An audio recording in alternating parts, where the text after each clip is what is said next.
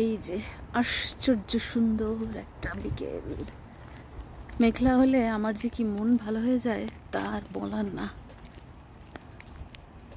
ময়ূরের যেমন মেঘ দেখলেই সে পেখম মেলে নাচে, আমারও মন এরকম আকাশে মেঘ দেখলে নাচানাচি শুরু করে দেয়। আমি এখন যাব একটু এই মেঘলা আকাশে, একটু নদীর ধারে যাব। ওই জায়গাটা আরো বেশি সুন্দর। এই যে আকাশের মেঘ কি সুন্দর, অপূর্ব এই রং, অপূর্ব, অপরূপ, অপরূপ। এই অপরূপতার কোনো বর্ণনা হয় না অ্যাকচুয়ালি। যেখানে গোলাপ গাছ, ভিতরে আবার পাখির বাসাও আছে। এই যে বাসার পাশেই অনেকটা হাঁটার জায়গা। আমি এখন এই রাস্তাটা দিয়ে একটু হাঁটবো। যদি বৃষ্টি চলে আসে অবশ্য আমার কোথাও শেল্টার নিতে হবে, ছাতা টাতা কিছুই সঙ্গে আনি।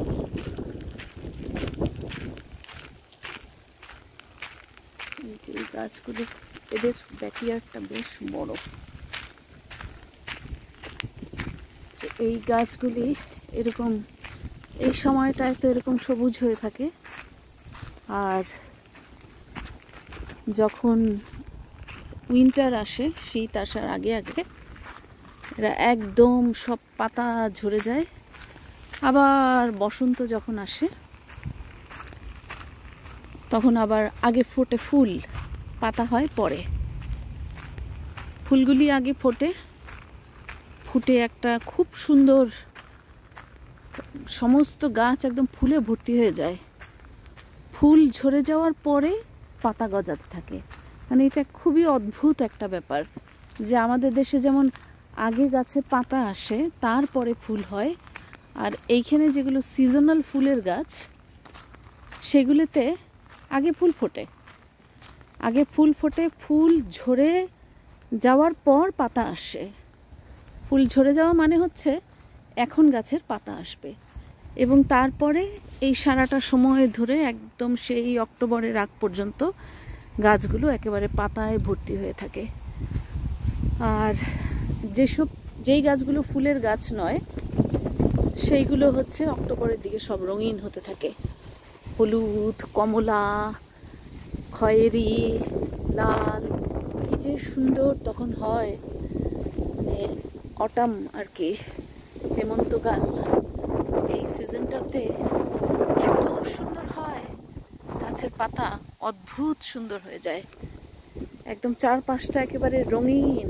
মানে ঝরে যাওয়ার আগে ওরা, মানুষ বলে না যে প্রদীপ নিভে যাওয়ার আগে জ্বলে ওঠে, পাতা ওই রকম ঝরে যাওয়ার আগে তারা একেবারে রঙিন করে দিয়ে যায় সমস্ত, মানে সমস্ত পৃথিবীরে, মানে সমস্ত না, মানে এই জায়গাগুলোতে, এই সমস্ত দেশগুলোতে একেবারে মনে হচ্ছে যেন পৃথিবীটারে রঙিন করে দিয়ে তারপরে তারা হচ্ছে ঝরে পড়ে।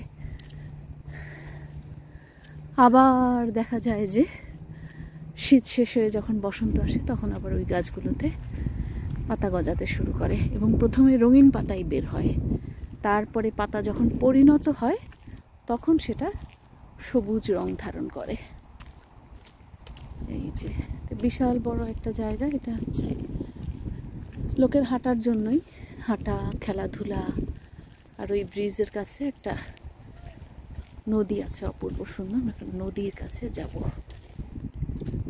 ওই যে ওই জায়গাটা, ওই ছাউনিটা দেখা যাচ্ছে, ওইটা হচ্ছে একটা পিকনিক স্পট আর কি।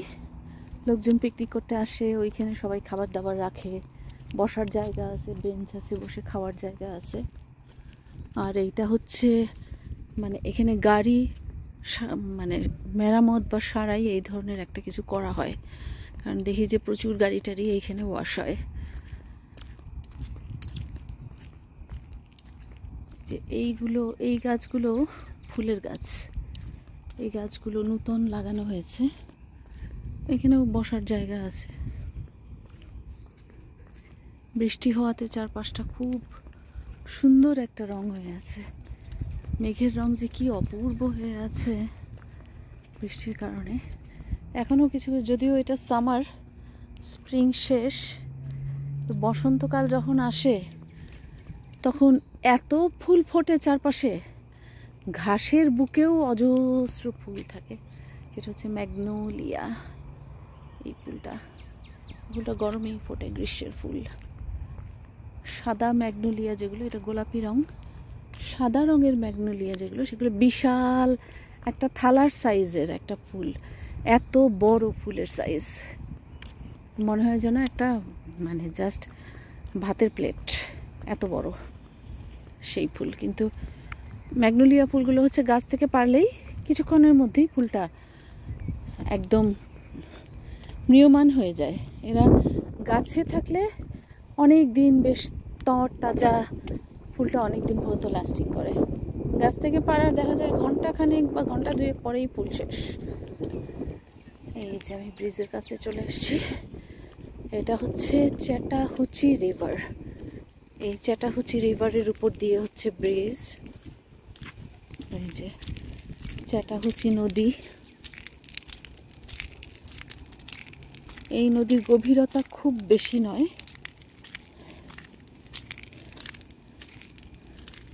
সব সময় এতে অত জল থাকে না।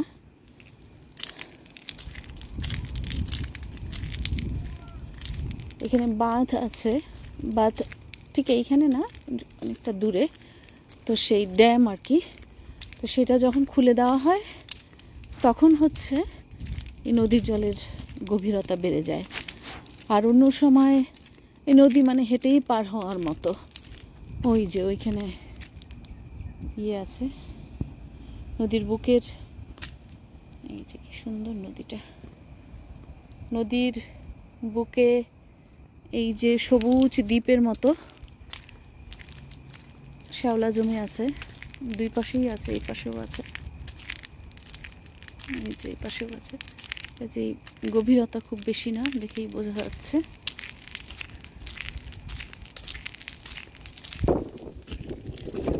এইগুলো হচ্ছে জংলা ফুল। এই ফুলগুলো কিন্তু কেউ যত্ন করে লাগায় না।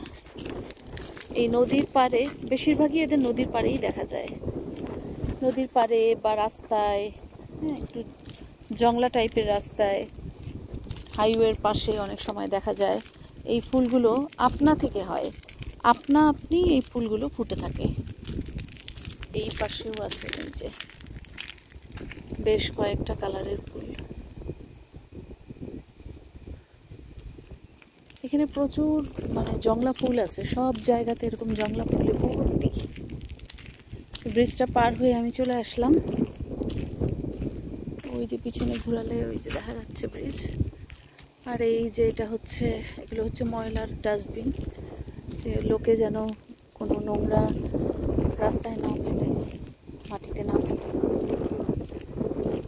এই কারণে সব জায়গায় এরকম ডাস্টবিন দেওয়া আছে। এবং এখানে কোথাও একটা কাগজের টুকরা, এমনকি চকলেটের খোসাও পড়ে নেই, এত পরিষ্কার ঝকঝকে।